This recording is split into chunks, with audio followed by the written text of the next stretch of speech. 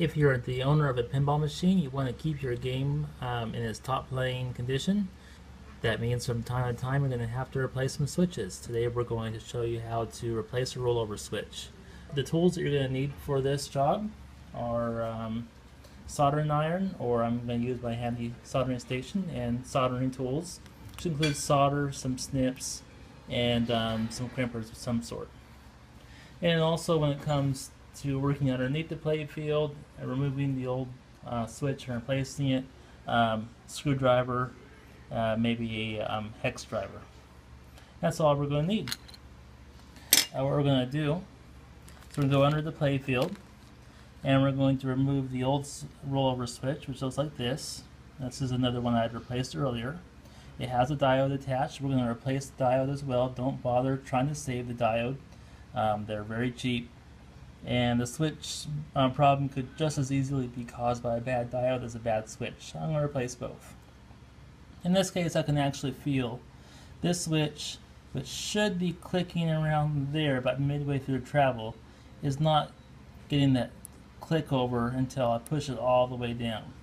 Where if I take a new switch here, and you can get these from any number of sources. I happen to get mine from Marco.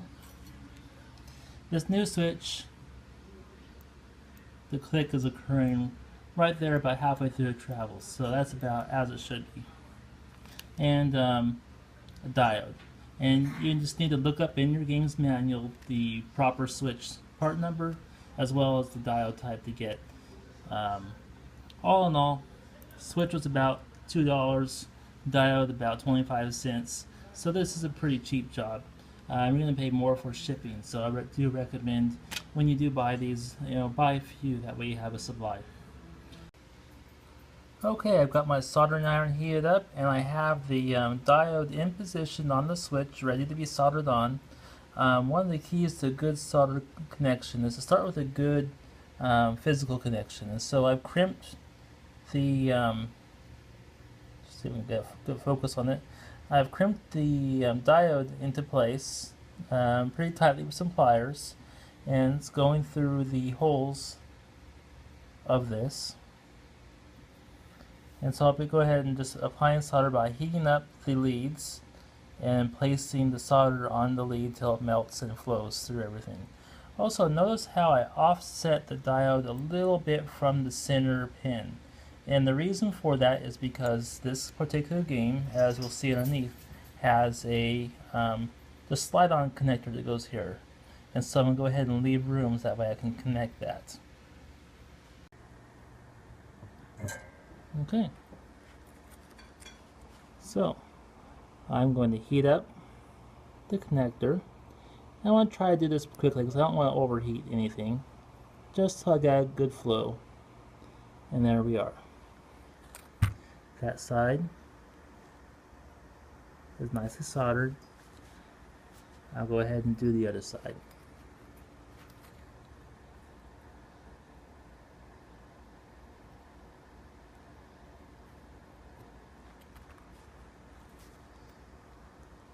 And there we have a good solid solder joint on both sides. I'll go ahead and trim this off, and they'll be ready to install this in the game. Okay, so I have the glass off, and I raised the playfield so that way we can get a good look underneath. We're going to have to access under here to replace the switch that we want to replace. I always do this with the game powered off. Even though on these newer games they disable the high voltage, there's still plenty of voltage that I don't want to be going through my switch matrix. Otherwise, I'd have to make a costly control board repair. So always do work under your playfield with the power off. As you can see, things look quite a bit different under here. So I'm going to have to kind of know the general area I want to go, which is the upper right playfield, and what it's close to in relation. So I knew it was kind of above and to the right of the middle bank of targets, kind of in the upper middle area, which is right around and here. And you can see it right there. is the switch that we're going to be replacing. So the easiest thing to do is going to be to use my hex driver, and I'll go ahead and unscrew these two screws that are holding the bracket, so that way I can get the bracket out. And once we have it out, we'll go ahead and attach the new switch onto this assembly. Another thing about working under a playfield is never use power tools under your playfield. They just have too much force, they work too fast, you're going to damage something. You can easily strip out a screw or drive something in, torque it too much, and damage your playfield. So the key here is slow and gentle. Hand tools are the best. Okay, so I have the bracket removed. We're going to go ahead and remove the switch from the bracket, which is just two little small Phillips screws.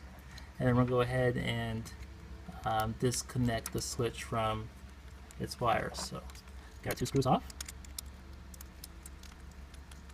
There we are. Set the bracket aside. We'll set this aside, and next we're going to go ahead, disconnect this quick connector, just going in the middle. That's why we offset the diode. And then towards the front of the switch, these wires are soldered on. It won't take much to get those wires off. There we are.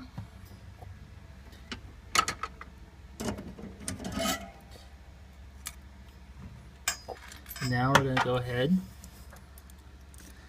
and put this back together with our new switch. This is our new switch. I'll go ahead and mount it to the bracket here first. There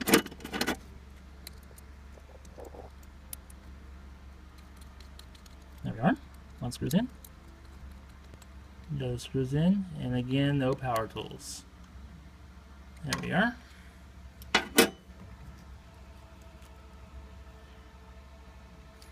Let's go ahead and at the front of the switch, which is where the old one was, reattach this. There we are. Oops.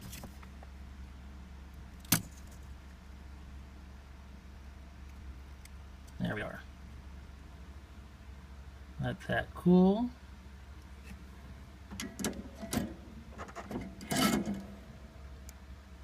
And we have not a beautiful but a solid connection. All we have left to do, reattach our quick connect. There we go. And gently, so we don't bend our wire, maneuver this back, the bracket back into position, and we'll put our two screws that are mounting the bracket into place back in. There.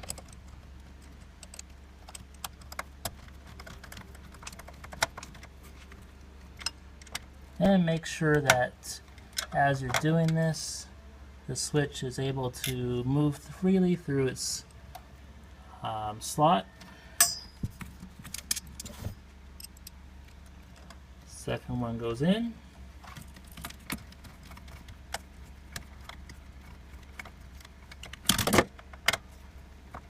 Get them snug. You don't have to force them, but get them snug. Verify our clearance, and you're all done. You replaced your switch.